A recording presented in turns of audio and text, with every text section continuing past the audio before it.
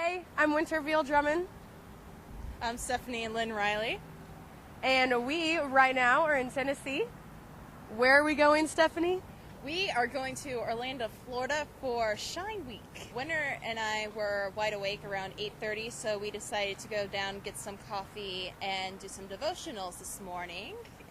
And it was actually a good fit, the sermon that we were watching. It was a recording, and it was over God's will for us.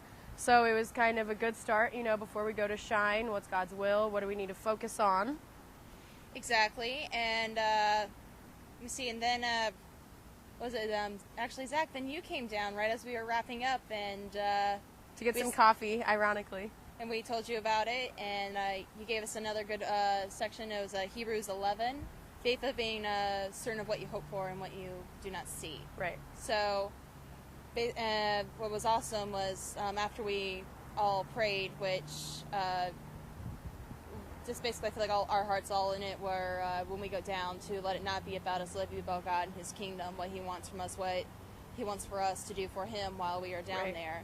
And then we met this wonderful lady who tuned into our prayer, Judy, Sherrod. Judy Sherrod, yeah.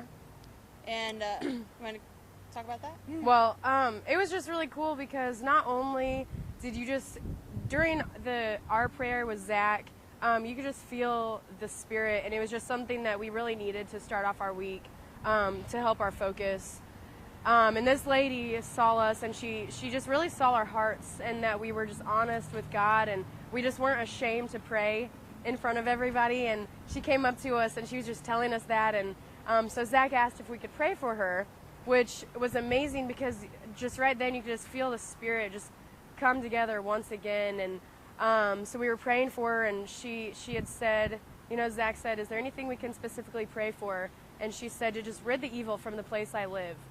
And you could just tell that it was so deep to her, and something was really bothering her. So we were praying and praying and praying, and I don't know about anyone else, but I just stood there with my eyes closed, and I just cried and cried because to have somebody come up to us like that was just amazing. And for us to be able to pray for someone like that and to just start off this week knowing that we're here for God, nothing else, not to get a job, but for God and His will, was just so amazing to start this week. And I don't know about you, but it gave me a lot of strength. And I can't wait to see what comes out of this week and for what God has in store for us. And I gotta give. I'm just thinking about, because I know how I am personally. For Judy to, initially she was saying something like she was moved, but when we offered to pray for her, her to accept that help, to accept that community from these strangers that she does not know. Yes. I think speaks volumes about Judy as well. And I don't think she realized quite how amazing she was too. But I think we all could see it from just our brief encounter with her, and.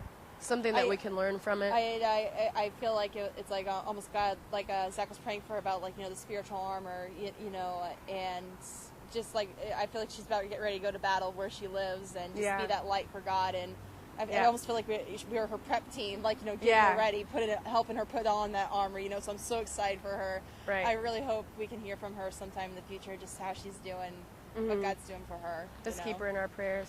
It's just so cool to be in the right place at the right time, where God wants us to be. We were down there awake doing devotions. Zach walks in, prays for us. Judy was there, and we could help her before she goes out, and possibly even make her relationship with God stronger.